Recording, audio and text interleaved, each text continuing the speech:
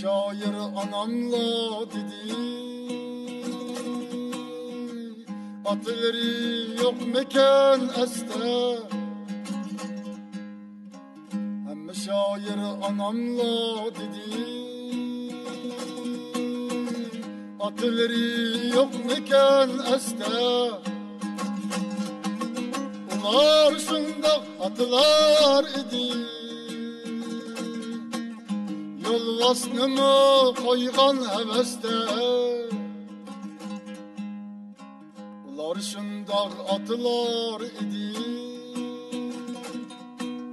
ne güzeller bolgan tışayda. Hancar bulup kadılar idi, olsun mel'un her caydı peyda.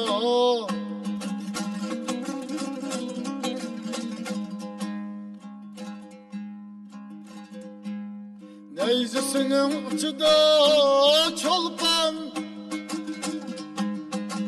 kılıçıda tanrım yalkın ya. Neyzesinin uçuda çolpan,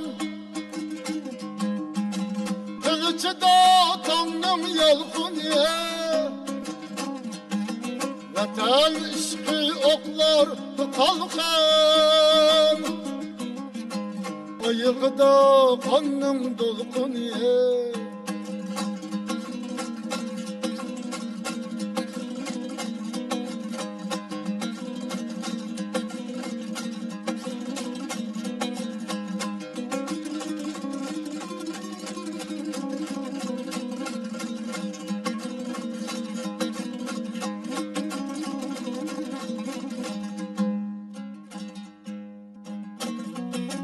Yengilerge rahmet okuldu,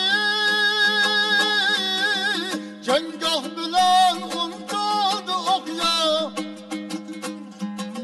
Köseylerge dastan tutildi, kılıç bilen yaraldı dünya.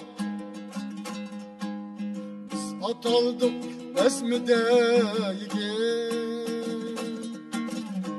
can atlar canlarda şehit. Biz atıldık besmide yigit, ah can atlar canlarda şehit.